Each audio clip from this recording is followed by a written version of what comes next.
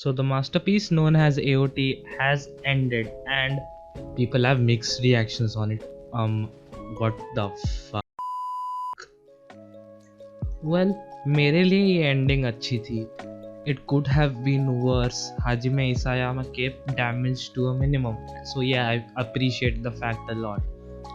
But the most upsetting thing is people are calling Eren a failed Lelouch.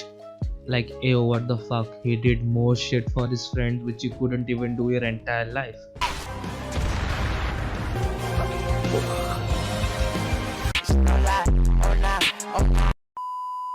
The ending is what makes the series so majestic.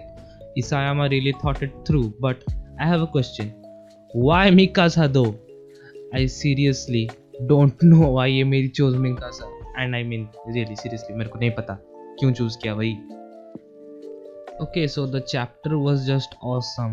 We got a bunch of our questions answered. Well, it was a happy ending and we didn't get our hearts broken. That's a win-win situation, considering Hajime Isayama. Well, in my opinion, I think the manga ended at chapter 138. It was just to answer our questions. But indeed, इस chapter की significance बहुत ज़्यादा थी. इसने finally AOT को एक masterpiece बना दिया. By the way, hashtag thank you Hajime Isayama was trending on Twitter India. So you know manga companies what to do. Okay, so there's no more AOT and हम बहुत ज़्यादा ही दुखी हैं. Most of our theories, unsurprisingly, drumroll please, weren't correct. Huh? What did you expect? We are not geniuses. Even if we were geniuses, we wouldn't have been on YouTube and studying. Well, according to me, there was not any more foreshadowing elements in AOT, except that fucking bird it actually exists. It's called parasitic Jaeger, and Mr. Isayama knows his birds, and what if it is real? What if? Okay, so there wasn't more foreshadowing in the last chapter because it was the last, obviously. I still don't understand why people are still cancelling AOT, as I don't like the ending simply. But in my opinion, it was good enough to make it a masterpiece. But somebody tell me, why Mikasa though? I still don't understand why Ymir chose Mikasa Didi. Somebody tell me in the comments please. While you are at it, subscribe and like too. Never though I would say this, but NM is simply a simp now. Well, I just never expected him to be a simp. Lama, bro moment.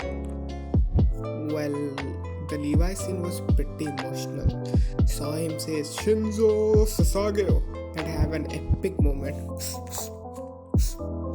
Okay, leaving it aside, this chapter had Z humors.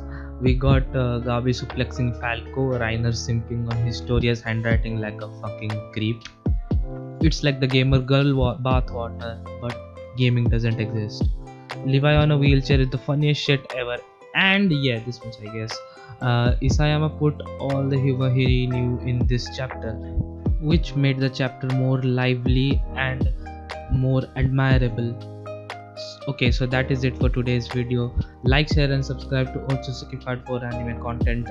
And while you're at it, follow us on Twitter and Instagram handles too. It's in the link in the description.